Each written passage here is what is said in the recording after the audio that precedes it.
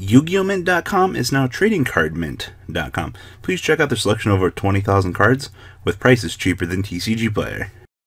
Oh man, a Gyze deck profile, well, yes and no. We've had a lot of requests to update Angel Feather, and I'm going to be honest with you guys, between like 13 different builds that we have gone through, seeing that we finally came across something that we actually like and has been testing well is fucking great. So if you guys like the Duckbill mat, please do check out our friends at Zero Damage Playmats. Link to them is going to be down below in the description. If you enter MCOL40 on checkout, you can save money on your purchase of a playmat. I think it's very important. Like, most people are like, oh, I'm going to go pick up something over there anyway. Why not save a couple of bucks doing it? And if you guys are looking at picking up cards, our friends at TradingCardMint.com also have a code. If you guys enter MCOL40 on checkout, you will save a little bit of money on your next purchase from them as well.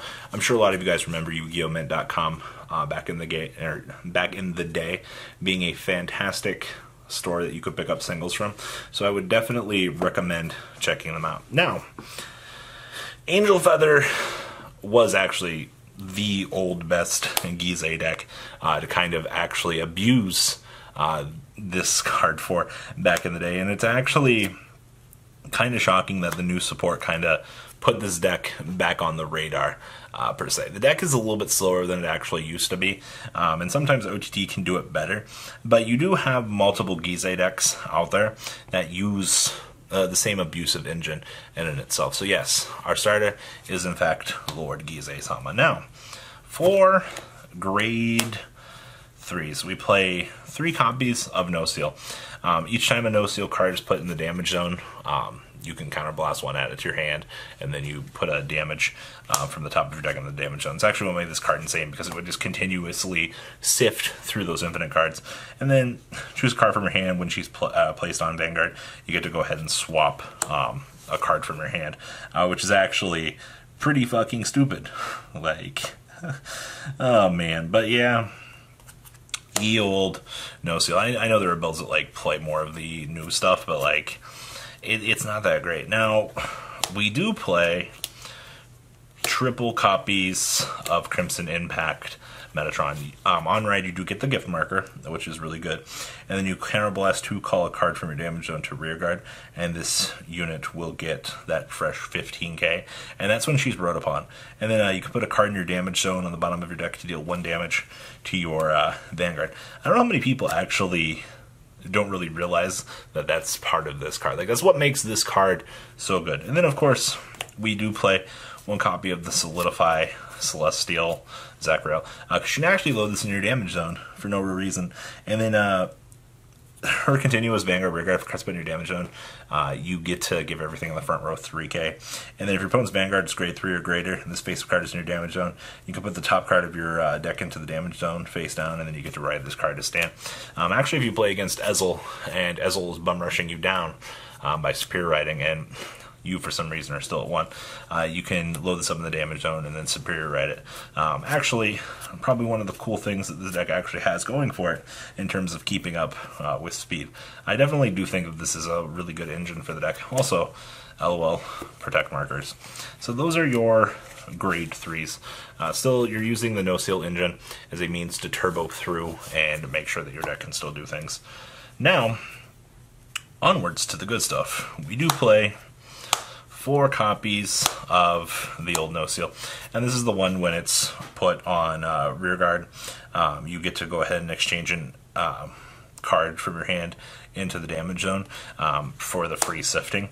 This card is so good. I don't know, Angel Feather has a lot going for it. Also, the fact that, like, if you're on the No Seal Vanguard and you start turboing through the deck by hitting No Seal, No Seal, No Seal.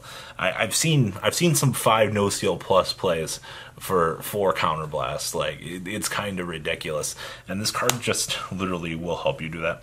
Also, you know, making sure to get to the ultimate stride fodder or loading up for a grade 3 in your damage zone. Like, you've got a lot of cute, cheeky tricks that you can do. Now, this chick makes for a different era. Counterblast 1, if you have an Angel Feather Vanguard, you may pay its cost to use your deck for up to 1 Angel Feather card put in your damage zone. If you put a card in your damage zone, choose a face-up card in your damage zone and put it in your drop zone. So yes, this does put your new friend, that Solidify Celestial, into want a Superior Ride? Not a problem. we can do that now. I think the Superior Rider option now, it just got a lot better because of her. I do like the interaction between the two of these though, but such an old support card. Now, this is the one that makes things dumb now, for those of you that don't know. So she's GB1, Counterblast 1, choose a card from your hand, put it into your damage zone face up.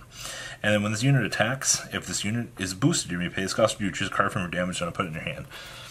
So, you know that protect marker that you want to put in your damage zone and heal a damage for no reason because of this card? Well, congratulations. You can now do that with our friend Brisk Medical Angel. This card is broken.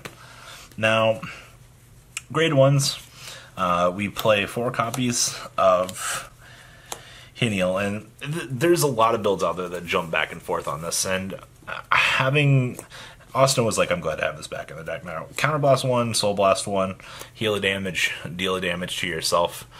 This card is, I think, the definition of nuts in this deck. It does what you want to do, gives you a 5k guard, and it can ping you for an extra damage. Yeah, that's everything that I want in Angel Feather, and more. So, there is that. Now, we do play 4 copies of the Stride Fodder. No real explanation needed for this. You want to make sure that 95% of the time, when you are doing what your deck wants to do, you do get access to do that because of this. I don't think playing this deck is appropriate without maxing out Stride Fodders. I know there was a build that was playing 2 copies of Stride Fodders, but I wouldn't change it for anything less. Now, we only play 2 copies of the Battle Cupid No Seal. This is because of the draw trigger, but this is your standard on Guardian. Go ahead and exchange cards, and it will trigger the other copies of No Seal for you if she is on your Vanguard to add more cards. So, yeah, I know a lot of people liked playing other copies than this, but getting the draw trigger PG to your hand now is pretty rewarding. Now, we are playing 2 copies of Remnon. This is just on the off case that, like, we set this up and we want to ping ourselves for a damage. We have access to do so. Now, the situation in here with triggers. We have 2 copies of the No Seal draw trigger. Another No Seal that we can ping off, add to our hand, which is fine. We have 3 copies of Pegasus draw triggers. And we have 2 copies of the Power Something Up by 3,000. We were talking about taking out 2 of these, adding in 2 more of these. It's kind of player preference at this point. And then we have Mr. Remnon for resetting our damage on 4 copies of Happy Bell No Seal. Hello, a good old No Seal.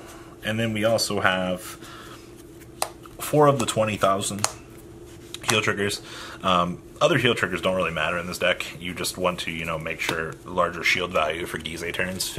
Having 50k base at all points in time is pretty insane. So we have ye old 8 protect markers.